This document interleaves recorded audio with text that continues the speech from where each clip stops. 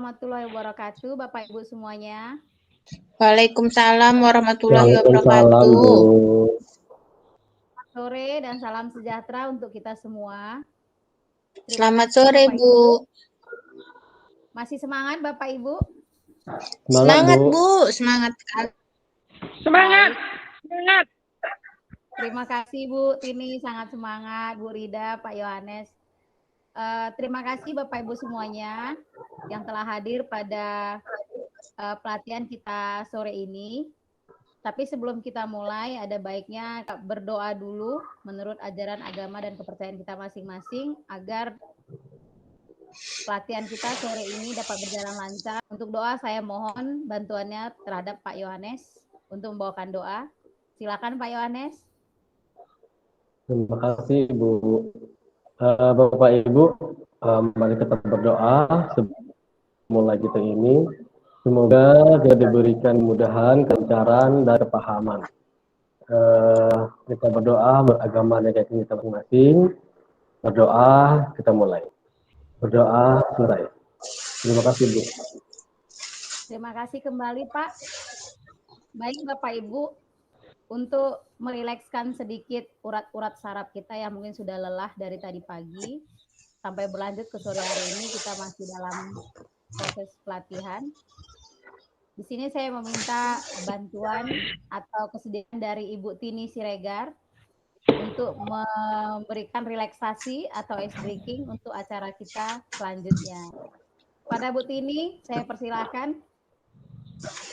Baik, terima kasih Bu Dara. Saya akan bawa kita sebentar ice break ya, supaya kita boleh rileks ya. Kita kembali bernyanyi nih. Ya, lagunya seperti ini Bapak Ibu. Kepala pun dan kaki, kepala pundak,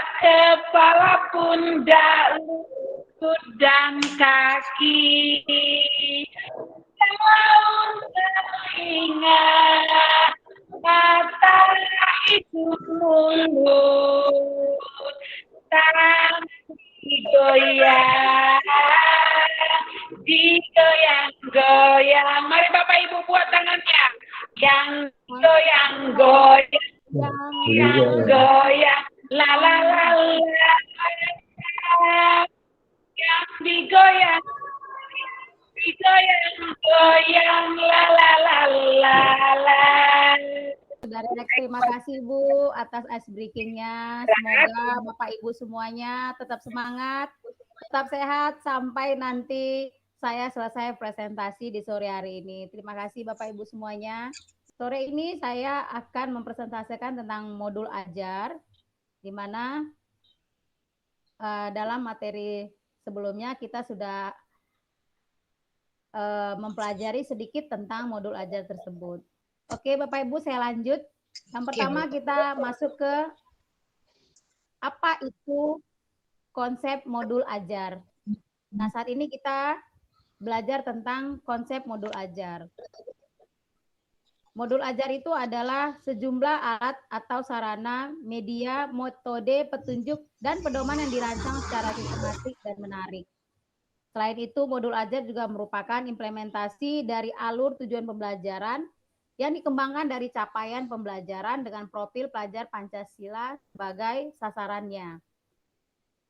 Modul ajar juga disusun sesuai dengan fase atau tahap perkembangan peserta didik, mempertimbangkan apa yang akan dipelajari dengan tujuan pembelajaran dan berbasis perkembangan jangka panjang. Selain itu, guru juga perlu memahami konsep modul ajar itu sendiri agar proses pembelajaran lebih menarik dan bermakna. Konsep modul ajar itu sendiri, yang pertama, tujuan alur pembelajaran. Kemudian yang kedua ada capaian pembelajaran. Yang ketiga ada profil pelajar Pancasilanya. Selain itu, di dalam konsep modul ajar yang kita pelajari ada yang namanya komponen-komponen dari modul ajar. Komponen modul ajar itu terdiri dari 4 bagian. Yang pertama, guru. Guru yang dalam satuan pendidikan itu diberi kebebasan untuk mengembangkan modul ajar sesuai dengan konteks lingkungan dan kebutuhan belajar peserta didiknya. Saya ingin berbagi dengan Bapak Ibu, kira-kira Bapak Ibu ada yang bisa sharing tentang komponen modul ajar yang pertama, yaitu guru dalam satuan pendidikan, di mana guru memberikan kebebasan untuk mengembangkan modul ajar sesuai dengan konteks lingkungan dan kebutuhan belajar peserta didik. Oke, Bu Tini, sudah raise hand? Ya, saya akan coba ya menjelaskan ya modul ajar yang mengembangkan modul ajar sesuai dengan konteks lingkungan di kebutuhan peserta itu artinya sesuai dengan kebutuhan anak. Jadi modul ajar itu harus disesuaikan dengan apa yang menjadi kebutuhan anak gitu. Jadi kita akan lihat mungkin lewat asesmen diagnostik itu perlu sekali ya. Jadi sebelum membuat modul ajar itu memang harus dibuat dulu asesmen. Jadi supaya kita tahu apa yang menjadi kebutuhan atau yang diperlukan oleh anak didik kita. Mungkin demikian dari saya, Bu Jahara. Terima kasih. Terima kasih Bu Tini atas masukannya dan pendapatnya. Mungkin dari Bapak Ibu yang lain, Pak Yohanes, Bu Rida. Komponen modul ajar itu sendiri terdiri dari 3. Yang pertama yaitu informasi umum. Yang kedua ada komponen inti. Yang ketiga ada lampiran. Kita ke modul ajar komponen yang pertama, yaitu informasi umum. Informasi umum ini terdiri dari identitas modul, kemudian ada kompetensi awal, ada profil pelajar Pancasila, kemudian ada sarana dan prasarana, target peserta didik, dan model pembelajaran.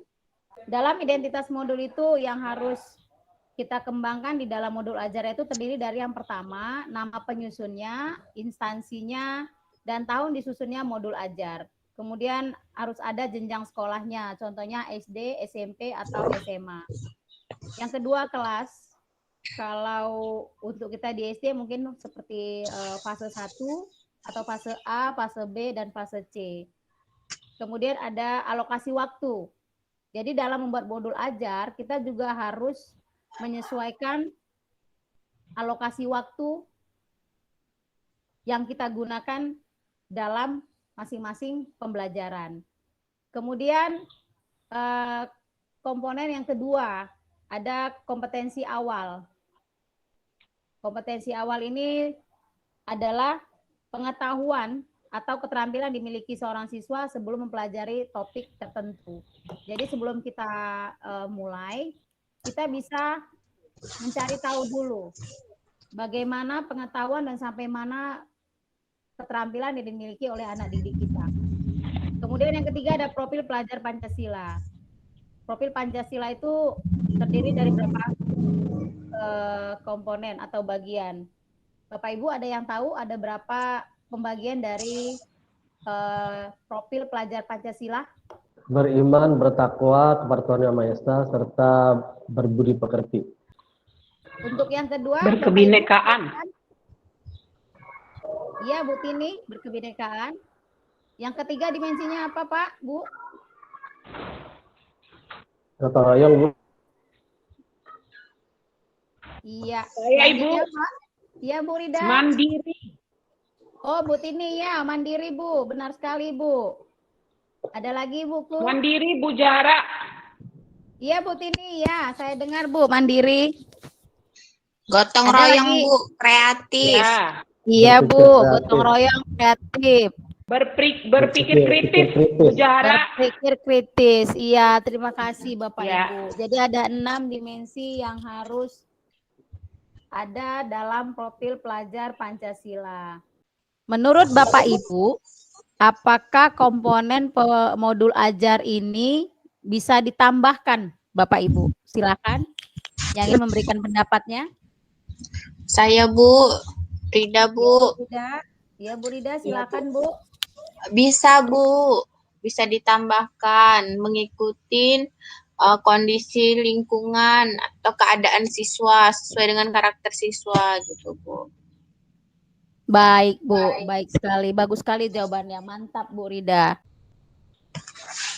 Ya, Pak Yohanes, silakan, Pak. Iya, bisa ditambahkan sesuai dengan kebutuhan dan perkembangan zaman ya, Bu. Jadi kalau misalnya mau diperlukan, baru ditambahkan. Oh, Perkembangan gitu ya, zaman dan Pak ya. teknologi gitu. Iya, Pak. Berarti untuk menyesuaikan juga dengan kemampuan pengetahuan dan karakteristik anak juga bisa ya, Pak ya. Kita bisa menilai dari situ juga ya, Pak. Dan saya sekarang masuk ke komponen yang kedua, yaitu komponen inti, di mana komponen inti ini terdiri dari yang pertama ada namanya tujuan pembelajaran. Komponen inti yang kedua yaitu pemahaman bermakna.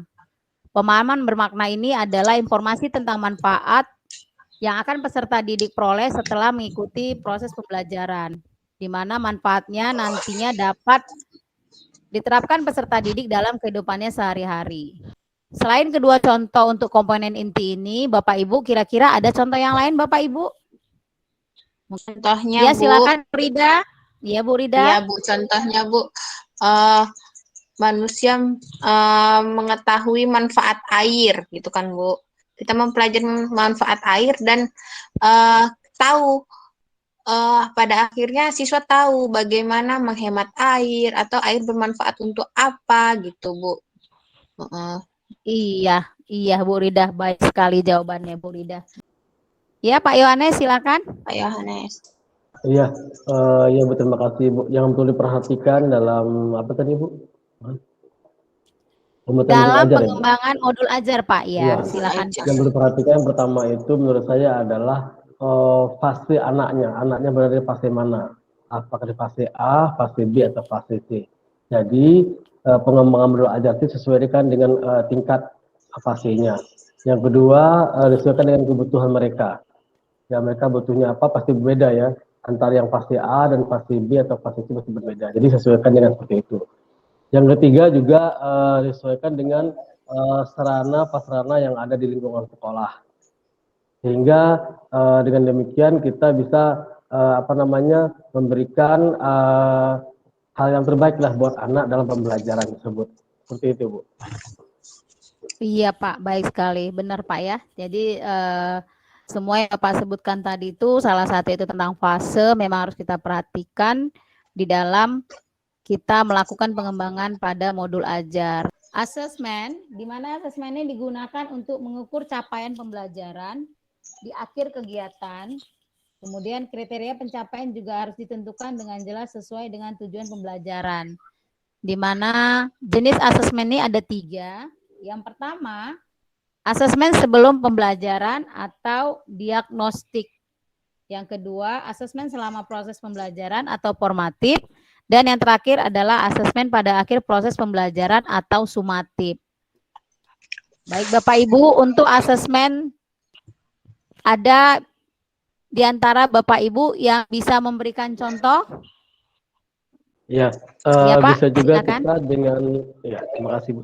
Bisa Ya, juga Bu. kita dengan menggali pelajaran sebelumnya, ya, dengan menanyakan hal-hal yang mungkin masih mereka ingat, ya kan, dengan pelajaran sebelumnya, sehingga dengan demikian menjadi awal bagi mereka untuk melanjutkan ke pembelajaran berikutnya. Iya, Pak. Iya, baik sekali, Pak. Terima kasih, Pak Yohanes. Contoh lain gini, seperti bagaimana perasaan anak ibu hari ini? Kita bisa menggunakan gambar senyuman, Bu, gitu, senyum atau bahagiakah. Jadi kita pertama kita mengetahui dulu kayak mana keadaan siswa, siap nggak menerima pembelajaran, itulah Bu yang harus kita lakukan, gitu. Berarti kayak emoticon smile ya, Bu ya? Iya, lalu selama proses pembelajaran formatifnya, ya setelah melakukan pembelajaran, mungkin ibu bapak gurunya memberikan soal mengenai pembelajaran yang sudah dilakukan, gitu Bu. Lalu pada akhir proses pembelajaran seperti akhir dari tema atau bisa tergantung ininya lah, gurunya lah mau menentukan atau pertengahan semester gitu. Baru ada soal yang merangkum semuanya gitu. Itulah gitu, seperti itu, Bu. Baik, Bu Rida. Terima kasih, Bu, untuk masukannya, untuk pendapatnya tentang contoh diagnostik dan formatif. Ya, asesmen sumatif itu memang kita lakukan setelah akhir dari evaluasi bisa dari satu materi ya. Nah, itu memang kita lakukan untuk bisa mengukur kemampuan anak sejauh mana mereka paham akan materi atau pembelajaran yang kita sampaikan. Jadi biasanya itu di akhir ya, di akhir mungkin satu tema atau beberapa tema baru kita lakukan asesmen sumatif. Nah, mungkin itu dari saya, Ibu Zahra, terima kasih. Oke, terima kasih kembali Bu Tini. Sekarang kita masuk ke lembar kerja atau komponen lampirannya. Lembar kerja harus kita buat juga, kemudian ada bahan bacaan guru dan peserta didik, kemudian ada glosarium dan ada juga daftar pustakanya. Coba Bapak Ibu sebutkan dari tadi yang kita bahas tentang modul ajar, sebutkan minimal 5 komponen modul ajar yang harus ada di dalam modul ajar. Yang harus komponen yang harus ada pada modul ajar sebetulnya secara umum dibagi atas 3 pokok besar, yaitu informasi umum, kemudian komponen inti, dan yang terakhir itu adalah lampiran. Itu secara kelompok besar. Tapi secara kelompok besar ini bisa dibagi-bagi lagi, di mana komponen informasi umum itu bisa terdiri dari